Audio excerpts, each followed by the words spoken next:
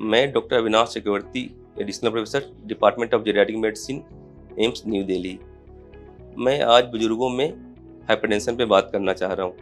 Hypertension जो कि एक बहुत ही कॉमन बीमारी है, जो हमारे जो सीनियर सिटीजन में कॉमनली पाया जाता है। और ये इतनी कॉमन है, इससे पता चलता है कि मोर देन 50% मतलब 100 में 50 लोगों से ज़्यादा लोग में ये पाया जाता है। और बहुत लोगों को देखा जाता है कि ये अनडायग्नोज्ड, मतलब उनको मालूम ही नहीं है।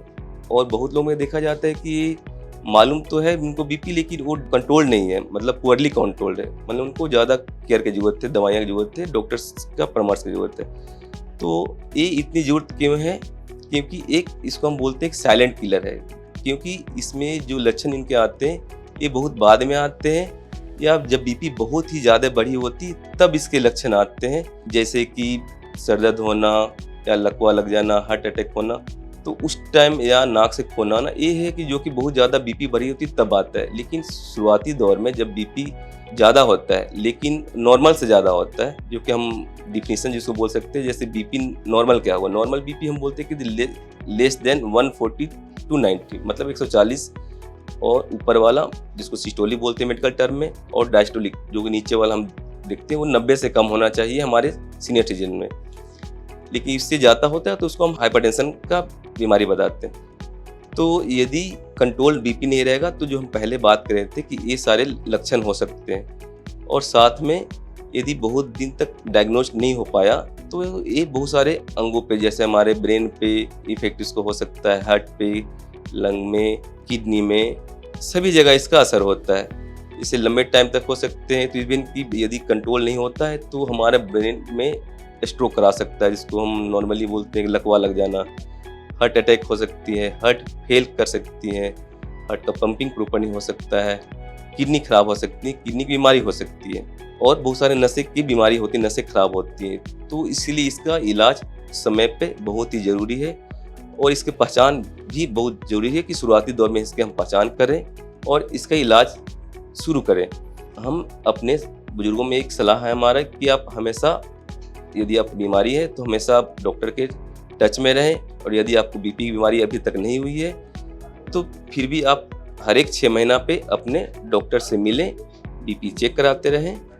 और यदि आपकी बीपी 140 और 90 से ज़्यादा रहती है तो डॉक्टर आपका इलाज शुरू करेंगे। अब हम बात करते हैं कि इसका इलाज क्या होना चाहिए। तो इलाज 2 तरह के, एक तो हम बचाव ही इलाज है। तो बचाव इन द सेंस कि कुछ हमारे जो लाइफ स्टाइल मॉडिफिकेशन, मतलब हमने ज़िंदगी में अपने डे टू डे रूटीन में कुछ चेंजेस करेंगे और उससे हमें इसमें बेनिफिट मिल सकती है। जैसे हम नमक थोड़ा कम खाएं, ऊपर से नमक बिल्कुल नहीं खाएं। जैसे हमें आइडियली एक दिन में 6 ग्राम से कम सोडियम खाना चाहिए। तो कहने का मतलब ऊपर से हम नमक ना लें जो भी खाना में है, क्योंकि नमक बहुत ही ज़रूरी पार्ट है हमारे शरीर के लिए, लेकिन हम ऊपर से नमक नहीं लें। और नमक जिसमें ज़्यादा होती है, जैसे कि पापड़, अचार हो गए, और बाहर जो पैक्ड आइटम होते हैं उसमें बहुत ज़्यादा नमक होती है, तो उसको हम उससे परहेज़ करना चाहिए खाने में। और अच्छे खाने, मतलब जैसे हमारे खाने में डेली में फ्रूट्स होने चाहिए, सैलेड्स होने चाहिए, ग्रीन वेजिटेबल्स होने चाहिए, और अंकुरे हुए दाने खाना चाहिए। ये सब हमारे हेल्दी खाने में होना चाहिए। और हमारा वज़न, एक BMI इंडेक्स होता है जो कि हमारा बताता है कि शरीर का वज़न कितना होना चाहिए हमारे ऊंचाई, हाइट के अनुपात के अनुसार। तो हमारे 25 से कम होना चाहिए जो BMI होना चाहिए। तो उसको मेंटेन करने के लिए हमें खाने और डेली एक्टिविटी पे ध्यान देना चाहिए। हमें जहाँ तक डेली एक्टिविटी की बात है तो हमें एरोबिक एक्सरसाइजेज करने चाहिए। एरोबिक एक्सरसाइज में क्या क्या कर सकते हैं, एक हम रनिंग कर सकते हैं या वॉकिंग कर सकते हैं। यदि आपके ऊपर पॉसिबल है तो आप स्विमिंग कर सकते हैं, साइकिलिंग कर सकते हैं। ये सब चीज़ से भी देखा गया कि हमारे बीपी पे कंट्रोल करने में असर होता है। रही बात प्रॉपर इलाज की, तो आपको अपने आसपास के जो भी फिजिशियन है या जेरियाट्रिशियन, मतलब जो सीनियर सिटीजन के डॉक्टर, उनसे आप मिलें, रेगुलर टच में रहें और उनके द्वारा बताइए इलाज को फॉलो करें। उसमें बहुत सारी दवाइयाँ होती हैं जो कि वो डॉक्टर ही बता सकते हैं आपको, क्योंकि बहुत साथ साथ इलडली में देखा जाता है बहुत सारी बीमारियाँ और भी साथ में होती है, अलावा कि ब्लड प्रेशर आपको, जैसे डायबिटीज़ हो सकती है, किडनी की बीमारी, हार्ट।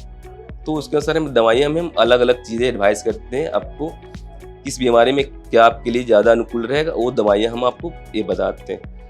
तो हमारा एक सलाह है कि प्लीज़ अपने डॉक्टर के टच में रहें और बीपी रेगुलरली चेक कराते रहें, और यदि आपको पहले से बीपी की बीमारी है तो उसकी दवाइयाँ समय के साथ खाएँ। साथ में जो पहले बताई गई छोटी-छोटी चीज़ों को ध्यान रखें, जैसे खाने में सैलेड, वेजिटेबल्स का ज़रूर ख्याल रखें, नमक ऊपर से ना खाएँ, डेली एक्सरसाइज़ करें, कम से कम 30 मिनट से 45 मिनट तक रोज़ आप तेज़ से चलें, वॉकिंग करें, साइक्लिंग कर सकते हैं, यदि पॉसिबल है तो स्विमिंग भी कर सकते हैं। धन्यवाद।